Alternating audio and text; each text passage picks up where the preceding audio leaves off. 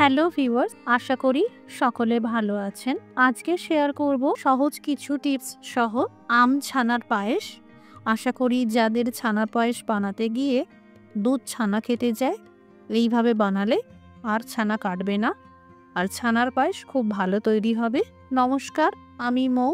আপনারা দেখছেন মৌয়ের সাথে রান্নাবান্না। রেসিপিটি ভালো লাগলে লাইক দিয়ে শেয়ার করে দেবেন। প্রতিদিন আরও নতুন নতুন রেসিপি পাওয়ার জন্য আমার চ্যানেলটি সাবস্ক্রাইব করে রাখুন। এখানে 1 লিটার দুধ পাত্রে দিয়ে দিলাম। এবার এই দুধ খুব ভালো করে গরম করে নিতে হবে। আধা কাপ ভিনিগারের সাথে আধা কাপ জল গুলে নিয়েছি, দুধের মধ্যে আস্তে আস্তে মিশিয়ে দিলাম। যখন ভিনিগার দুধে মেশাবেন, দুধের তাপমাত্রা যেন অনেক বেশি গরম না থাকে। একদম গনগনে পুড়ন্ত দুধে ভিনিগার মিশিয়ে ছানা তৈরি করলে ছানা শক্ত হয়ে যেতে পারে। এইবার ভালো করে ছেঁকে জল ঝরিয়ে নিতে হবে, আর একদম শুকনো করে নিতে হবে।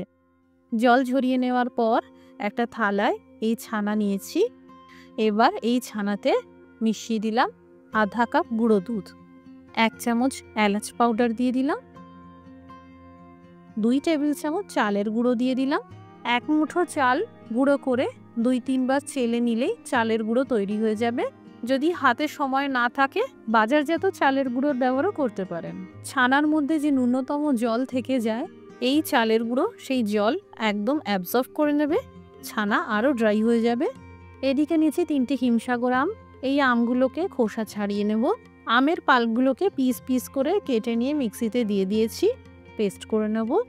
আমের একটা মসৃণ পেস্ট তৈরি করে নিলাম। এখানে নিয়েছি আধা লিটার মানে 500 ml গরুর দুধ। জোর আছে দুধ ভালো করে গরম করে ফুটিয়ে নিতে হবে। বেশ 5 মিনিট সময় লাগলো, দুধ ফুটতে শুরু করেছে। এবার লো টু মিডিয়াম ফ্লেম করে দিয়ে দিলাম আধা কাপের থেকে একটু কম পরিমাণে চিনি। এখানে যেহেতু আমি আমের ফ্লেভার দেব, তাই চিনিটা কম ব্যবহার করেছি। আপনারা যে যতটা মিষ্টি খেতে পছন্দ করেন, সেই স্বাদ বুঝে কম বেশি করে চিনি মেশাবেন। চিনি দেওয়ার পর কিছু পরিমাণ আধ ভাঙা ড্রাই ফ্রুটস দিয়ে দিলাম। এতে আছে 6টা আমন্ড বাদাম, 6টা কাজু বাদাম আর 6টা পেস্তা। আমি এই ছানার পায়েস বানাতে কিশমিশ দিই না, তবে যারা কিশমিশ পছন্দ করছেন দিতে পারেন। বেশ টানা 10 মিনিট নাড়াচাড়া করার পর এই দেখুন পায়েস বেশ ঘন হয়ে এসেছে।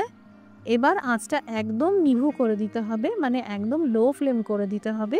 অল্প অল্প করে ছানা দিয়ে ভালো করে মিশিয়ে নিলাম।